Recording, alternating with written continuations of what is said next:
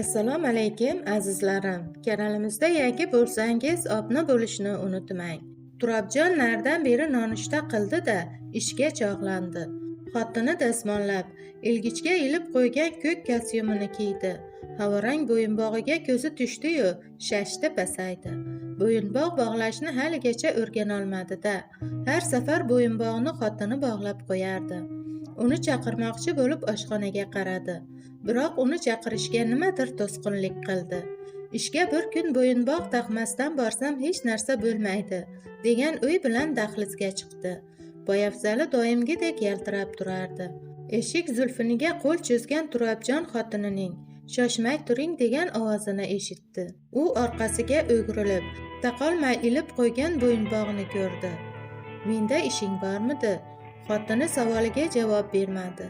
Jimgina kelib bo'yinbog'ni taqa boshladi. Turobjon uning chaqqon harakatlarini zimdan kuzatib, xotini tuni bilan yig'lab chiqqanini sezdi.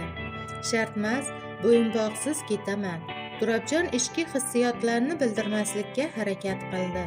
"Bugun xorijlik aksiyadorlar bilan uchrashasiz axir. Bo'yinbog' taqmasangiz bo'lmaydi." Turobjon katta yo'ldan mashinasini yeldirib borar ekan, yana Solixa haqida o'yladi. Kecha u ozroq pul so'ragandi. Shuni deb janjal ko'tarildi. Pul bersa bo'larkan. Axir yo'q emasdi-ku. Turobjon o'y-xayollar bilan yo'l chekkasida unga qo'l ko'tarayotgan sinfdoshi Boburni ko'rmay o'tib ketishiga sal qoldi. Mashinani chetroqqa to'xtatdi. Anchadan buyon ko'rmagan qadrdon do'sti bilan quchoqlashib ko'rishdi. Uning egnidagi kiyimi bir alfozda edi. Do'stini hech bir ahvolda ko'rmagandi. Shu bois sababini so'radi. So'rama, aytishgayam uyalasan kishi. Nima gap do'stim? Tortinmay aytaver. Necha yillik do'stmiz axir. Do'stim, boshim qotib qoldi. Ishim yurishmayapti. Mablag'dan biroz qiynalib qoldim. Yaqinda qayin singlim turmushga chiqyapti. Qarz havola qilib bir amallab to'yona berdim. Lekin xotinim tushmagur. Singlisining to'yiga ko'ylak, tilla zanjir olib berasiz deb turib olgan. Ahvolimni tushunishga harakat qilmaydi. Turobjonning do'stiga rahmi kelib yordam bergisi keldi. Bundoq qilamiz do'stim. Ishxonamni bilasan-a? Ertaga o'tgun yordam beraman. Do'sti rahmat aytib xayrlashgach, Turobjon xayolga toldi. Mana odamlarning xotini qanaqa. Kecha Solxani xafa qilmasam bo'larkan. Ozib-yozib bir marta pul so'ragandi-ya. Ziqnalik qilib senga qolsa, pulni havoga uchirsang debman. Ozgina erkalik qilib, xarxasha qilganiga haqoratlabman-a? Bechoraginam.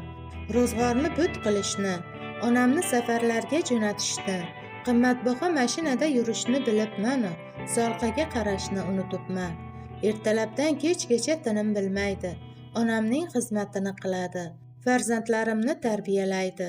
Mana kecha yaxshigina haqorat eshitdi. Arazlashni ham bilmaydi. Hech narsa bo'lmagandek indamay ishini qilib ketaveradi. Yo'q, bunaqasi ketmaydi. Bugun ishdan qaytgach Solxadan albatta uzr so'rayman. Solxa eshikni ochib, bir dasta atirgul tutgan erini ko'rib sevinib ketdi. Turobjon uy ichiga kirgach, did bilan yasatilgan dasturxon to'rida, o'ziga yarashgan oppoq ro'molda, oxori to'kilmagan yangi libosda o'tirgan onasini ko'rib hayron bo'ldi. Onasi uni tabassum bilan qarshi oldi. "Keldingmi bolam? Ertalabdan buyon seni intiq bilan kutaman. Kelinim Solxa, oyjon oling.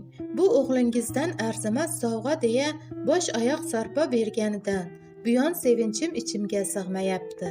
Sendan ming roziman. Iloyo martabang bundan-da ulug' bo'lsin." Oysi uzundan uzun duo qildi. Turobjon asta xotiniga qaradi. Solxa rangi o'chib ketgan, eski ko'ylakda qo'llarini duoga ochib turardi. "Sabr qil. Sabrning albatta mukofoti bor."